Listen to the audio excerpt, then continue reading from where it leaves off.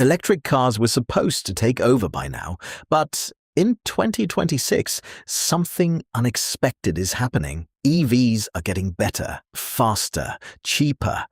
Yet people are doing the opposite of what you'd expect. They're not rushing to buy them, they're hesitating. And if you're thinking about buying an EV right now, this might change your decision completely. Because what's happening in the EV market right now isn't about whether electric cars work anymore, it's about whether it actually makes sense to buy one today or wait. And the answer isn't as obvious as you might think. A few years ago, the EV boom felt unstoppable. Governments were pushing incentives, manufacturers were spending billions, and every month a game-changing new EV was launching. It looked like petrol cars were finished. But now, in 2026, the momentum has slowed. Not because EVs got worse, but because buyers got smarter and more cautious, and that's where the problems start. Let's start with the biggest one, and it's not even close: price. Now, here's the interesting thing.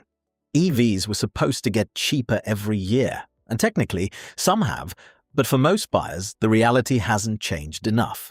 Electric cars are still more expensive upfront than similar petrol cars, and that's where psychology kicks in, because most people don't calculate lifetime fuel savings. They look at one thing. What am I paying every month? And when an EV pushes that monthly payment higher, even if it makes sense long-term, a lot of buyers simply walk away, not because EVs are bad, but because the deal doesn't feel right today. And here's where it gets even more interesting. Even buyers who can afford EVs are starting to hesitate, because price isn't the only concern anymore. It's what comes with ownership. On paper, charging sounds perfect. You plug in at home overnight, wake up with a full battery. No petrol stations, no queues, simple. And if you have a driveway or garage, that's mostly true. But that's not the reality for everyone. If you live in an apartment or rely on street parking, charging becomes a completely different experience. Now you're depending on public chargers, and that's where friction starts to appear. Chargers occupied, chargers broken, chargers slower than expected, and suddenly, what used to be a 5-minute petrol stop becomes a 20 to 40-minute wait. And when that becomes routine, convenience starts to disappear, and buyers notice that. Now, technically, the EV range has improved massively. Most modern EVs can handle daily driving easily, so logically, range shouldn't be a problem anymore. But humans don't buy logically, they buy emotionally. And the real issue is uncertainty. What if you take a long trip? What if the charger is full? What if you miscalculate? Even if these things rarely happen, the fear that they could happen is enough. And when you're spending this much money, people choose what feels predictable.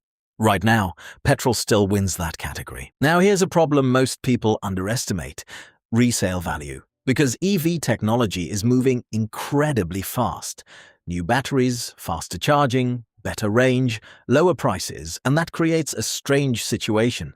Today's great EV could feel outdated faster than expected, and buyers are starting to ask a simple question: if I buy this today, what will it be worth in 3 to 5 years? And the honest answer is, no one really knows yet, and that uncertainty slows people down, because depreciation is one of the biggest costs of car ownership. But here's the biggest shift of all: it's not a technical problem, it's a psychological one. Because right now, the EV market is moving so fast, there's always something new coming. Better batteries, cheaper models, longer range versions, and that creates one powerful mindset: maybe I should just wait. And the more people think that, the more demand slows down. Not because EVs aren't good, but because no one wants to buy at the wrong time. And finally, there's something even deeper happening. The market is shifting from early adopters to everyday buyers. And everyday buyers ask tougher questions. How long does the battery last? How much does replacement cost? What happens after 8 years? And if those answers don't feel fully clear, people hesitate, because a car isn't just a purchase, it's a long-term commitment. So here's the reality in 2026. Electric cars are not failing, not even close. They are improving every year, becoming more mainstream, more capable, more efficient, but the market has reached a new phase where hype is no longer enough. Buyers are no longer just asking if EVs are good. They are asking something much more important. Is this the right time to buy one? And right now, that question doesn't have a simple answer, because depending on timing, buying an EV today could either be a smart financial decision or a costly mistake in hindsight. And that uncertainty is exactly why the EV market feels slower right now.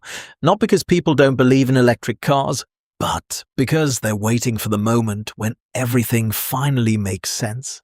If you like these videos and if it has helped you get some clarity, then subscribe to Velocity Drive HQ as we bring you new insights with each video.